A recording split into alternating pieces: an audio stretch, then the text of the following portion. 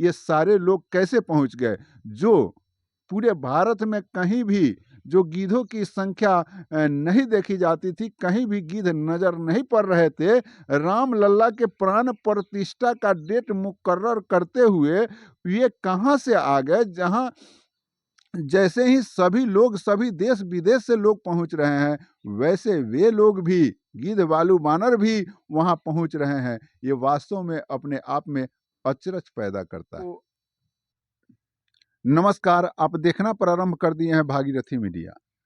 मित्रों, अयोध्या में 22 जनवरी को जो राम लल्ला का प्राण प्रतिष्ठा होने वाला है, इसकी चर्चा जो है पूरे देश ही नहीं विदेशों के धरती पर भी हो रही है।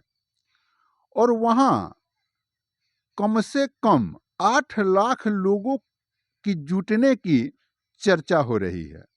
तो इन चर्चाओं में जो है सारी व्यवस्थाएं तय हो रही है, सारी व्यवस्थाओं का सेटिंग हो रहा है।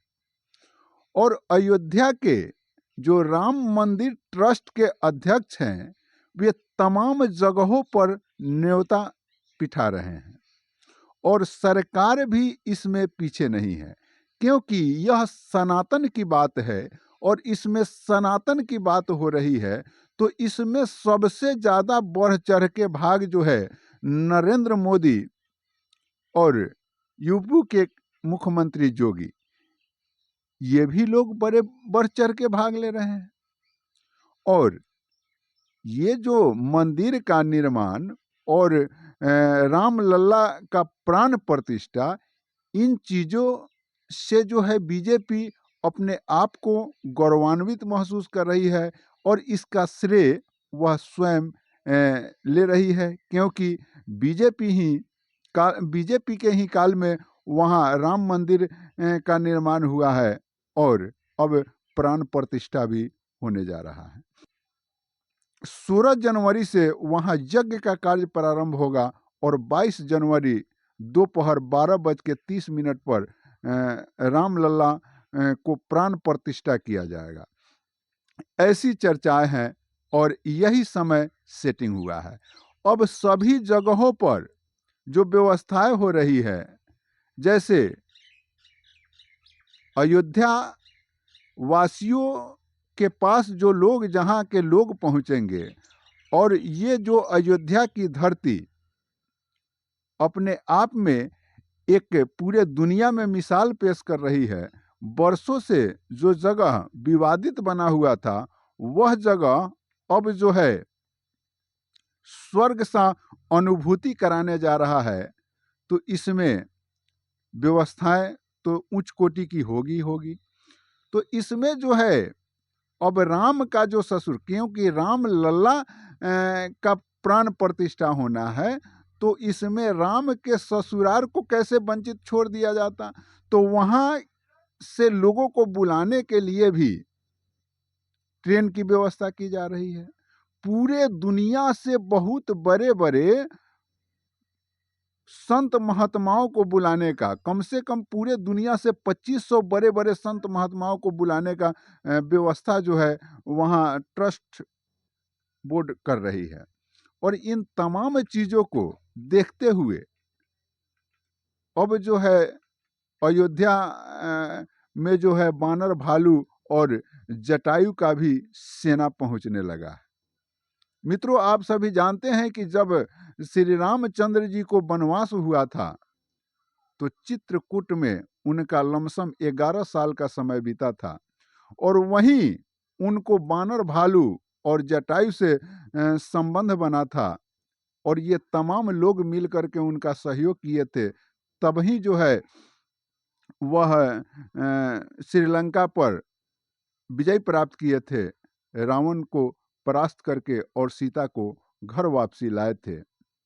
तो ये कहानी, ये चर्चाएं तो रामायण में आप लोगों ने सुना ही होगा, लेकिन जैसे ही राम लल्ला की प्राण प्रतिष्ठा की बात होती है और वहां जो है वानरों की सैलाब उमड़ पड़ती है, भालुओं की सैलाब उमड़ पड़ती है और यहाँ तक कि जो अभी आप वर्तमान समय में आप सभी जगहों पर देख सकते हैं कि जो गिद्ध, जिसे रामायण के भाषा में कहे तो जटायु, जो गिद्ध आज देखने के लिए नहीं मिल रहा है, और वह सारा गिद्ध कहाँ से उस अयोध्या में आकर के अपना तांडव मचा रहा है, सभी जगह गिद्ध ही गिद्ध नजर आ रहा है।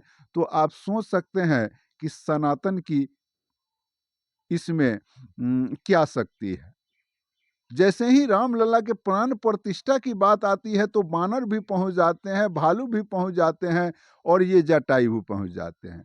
अब इसकी व्यवस्था की गई है या यह स्वयं अपने आप आए हैं, यह तो मैं नहीं कह सकता, लेकिन अयोध्या के धरती पर चारों तरफ इन लोगों का सैलाब दिख रहा है, और इसी बानर भालू के ताकत से, इसी बानर भालू के सहयोग से श्री राम जो है श्रीलंका जैसे शक्तिशाली देश पर विजय प्राप्त किए थे, और वहां से सीता माँ को बाइज्जत जो है रिहा करा करके लाए थे। यही बानर भालू जो है सीता माता का जाकर के पता लगाता है, और सभी चीजों में सहयोग जो है श्री रामचंद्र का कहता है, और इसमें जो है इतनी बड़ी कीर्ति लिखी जाती है।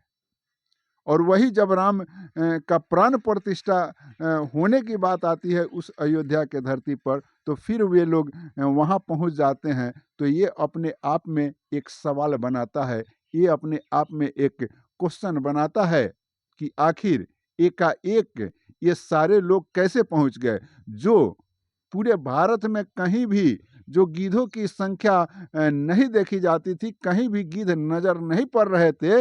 राम लल्ला के प्राण प्रतिष्ठा का डेट मुकर्रर करते हुए ये कहां से आ गए, जहां जैसे ही सभी लोग, सभी देश विदेश से लोग पहुंच रहे हैं, वैसे वे लोग भी, गिद्ध भालू बानर भी वहां पहुंच रहे हैं। ये वास्तव में अपने आप में अचरज पैदा करता है। लेकिन ये तमाम चीजें आपको ये सोचने पर विवश करता है कि सनातन में कुछ शक्ति तो है, अंधविश्वास के साथ साथ भक्ति तो है। मित्रों, हम एक और चीज बतला दें कि जो वहाँ अयोध्या में जो जहाँ जहाँ से लोग पहुँचेंगे, सभी चीज़ें की, वो चाहे ट्रेन से आवे, बस से आवे या प्लेन से आवे, सभी लोगों जब वहाँ पहुँचेंगे तो एक बड़ी संख्या में वहाँ भीड़ बनेगी। तो उस भीड़ को कुछ मनोरंजन भी चाहिए, तो उसके मनोरंजन के लिए भी तरह तरह से व्यवस्थाएं वहाँ की जा रही है, और जगह जगह से कलाकारों को बुलाई जा रही है। उसमें वृंदावन भी पीछे नहीं है, वृंदावन से भी कलाकार वहाँ पहुँचेंगे और अपने कलाकारी से अयोध्या में आए उन तमाम लोगों को मनोरंजित करेंगे, और यहाँ के रीति रिवाज के बारे में और यहाँ के सनातनी के बारे में लोगों में अपना प्रदर्शन करेंगे। लेकिन इन तमाम सभी चीज़ों को देखते हुए, सभी व्यवस्थाओं में सूचनाएं जा रही है, सूचनाएं आ रही है, लेकिन जो खुशी बीजेपी खेमे में है, आदरणीय नरेंद्र मोदी के खेमे में है, जोगी के खेमे में है, वह खुशी और दूसरे पार्टी में नहीं दिख रही है। बीजेपी इसको अपना श्रेय मानती है, और वह अपने आप को गौरवान्वित महसूस भी कर रही है कि हम रामलला का प्राण प्रतिष्ठा करा रहे हैं। और ये प्राण प्रतिष्ठा कराकर जो राजा राम पूरे दुनिया को, यूं कहे भारत में थे तो भारत को जो सुरक्षा प्रदान किए, आज उनका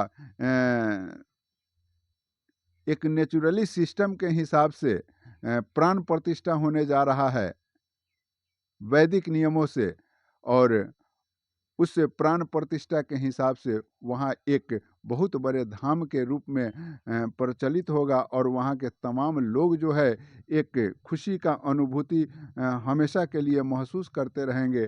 कारण कि जो चीज़ें विवाद में था, जो चीज़ें वर्षों से कई एक खेमाओं में एक झंझट पैदा करता था, उस सभी चीज़ों का पटाक्षेप होता है, और ये कहीं ना कहीं से श्रेय तो बीजेपी को जाती ही जाती है। बाकी वहाँ क्या और कुछ होता है, इन तमाम चीज़ों को हम आपको बतलाएँगे। कमेंट सेक्शन में ज़रूर बतलाइएगा कि आखिर यह जानकारी आपको कैसा लगा। मिलते हैं फिर एक और नए वीडियो में, अब तक के लिए इतना ही। जय हिंद।